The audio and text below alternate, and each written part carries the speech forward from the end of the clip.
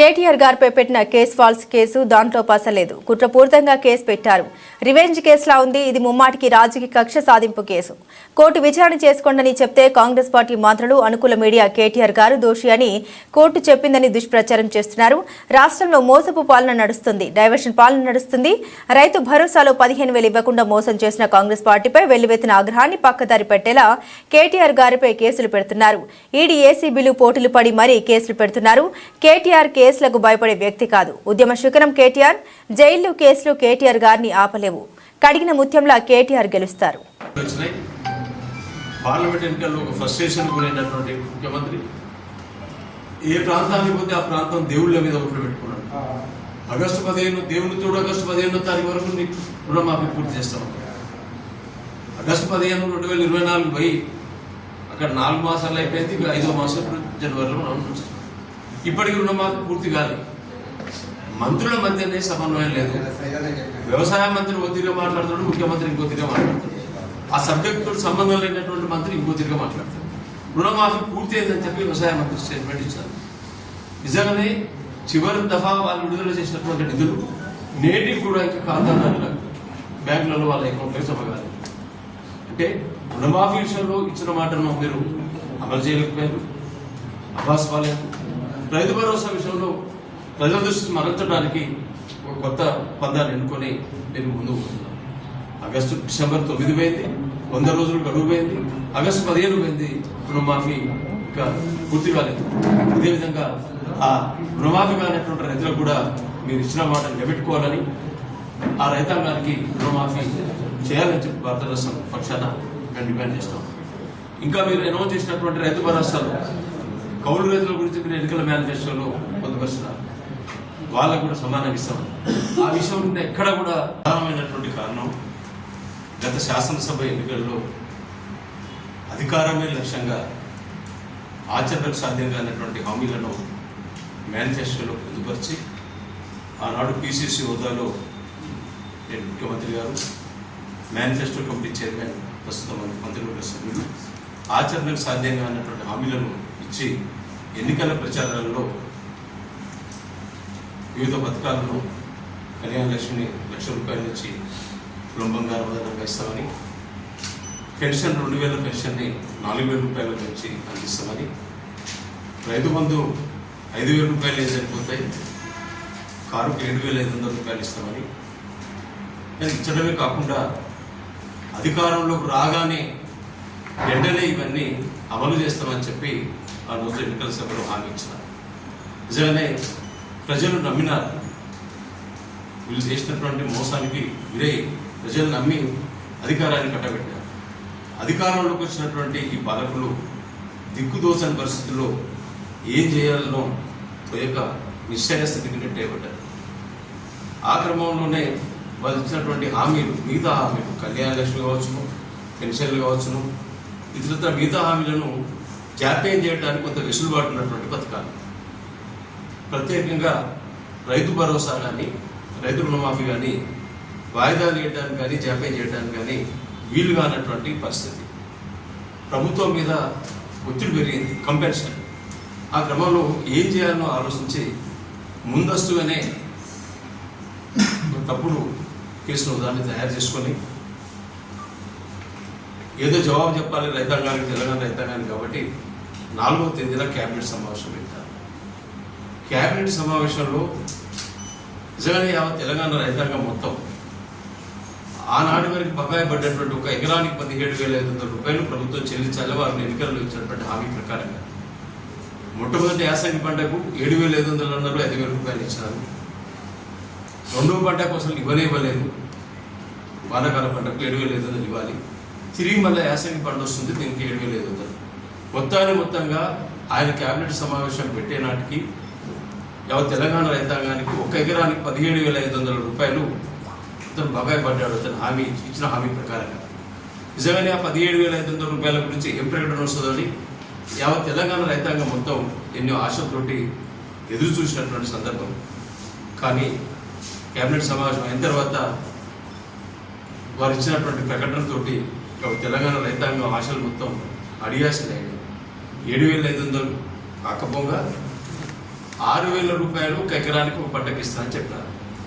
కానీ మరి 6,000 రూపాయలు పోయిన యాసంగి 5,000 రూపాయలు ఇచ్చినాం. మరి అక్కడి నుంచి ఇస్తావా 6,000 రూపాయలు అక్కడ కలుపుతావా అనేటువంటి స్పష్టత లేదు. పోయిన వానాకాలం గురించి అసలే ఇవ్వలేదు. 6,000 రూపాయలు మరి పోయిన వానాకాలం పంటకి ఇస్తావా అనేది స్పష్టత లేదు. జనవరి 26 నుంచి నువ్వు అమలు చేస్తాను.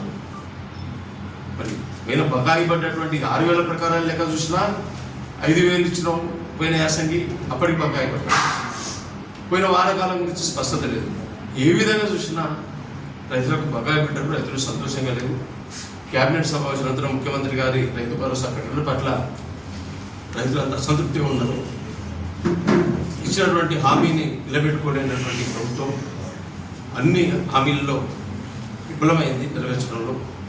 మరి దాన్ని ప్రజలు రైతాంగం నుంచి వస్తున్నటువంటి అసంతృప్తిని నిఘా వర్గాల ద్వారా తెప్పించుకున్నటువంటి ముఖ్యమంత్రి గారు ఇంతకుముందే పథకం ప్రకారంగా ఒక తప్పుడు కేసును మా గౌరవ బీఆర్ఎస్ పార్టీ కార్యనిర్వాహక అధ్యక్షుడైనటువంటి కేటీఆర్ గారి మీద తయారు చేసుకొని ప్రజల దృష్టిని మరల్చడానికి ఈ కొత్త కేసును తీసుకొచ్చినటువంటి పరిస్థితి.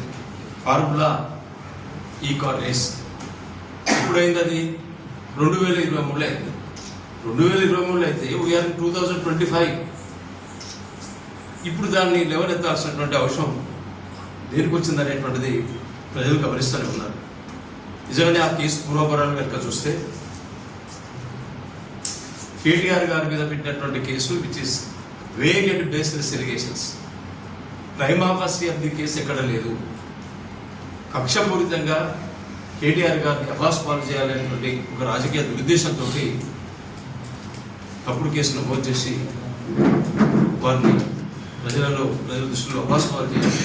చర్చ మొత్తం రైతు భరోసా నుంచి తప్పి కేటీఆర్ గారి కేసు వైపు చర్చ జరగాలి, ప్రజల దృష్టిని మరల్చాలనేటువంటి రాజకీయ దురుద్దేశంతో కేటీఆర్ గారి మీద కేసు పెట్టడమే. మరి హైకోర్టులో దాన్ని ఛాలెంజ్ చేసినారు. కేటీఆర్ గారు బాధ్యత గల పౌరునిగా చట్టం పట్ల గౌరవం చదివినటువంటి భారత రాజ్యాంగం పట్ల వారికి ఉన్నటువంటి గౌరవాన్ని ఉచితంగా వారి నోటీస్ ఇస్తే పోయినారు. మరి అడ్వకేట్ గారిని ఎంత తీసుకుపోతా అంటే మరి వారికి ఉన్న ఇబ్బంది ఏందో పోలీసులు అనుమతించలేదు. ఏసీబీ అధికారుల ఆదేశాల మేరకు పోలీసులు అలో చేయలేదు.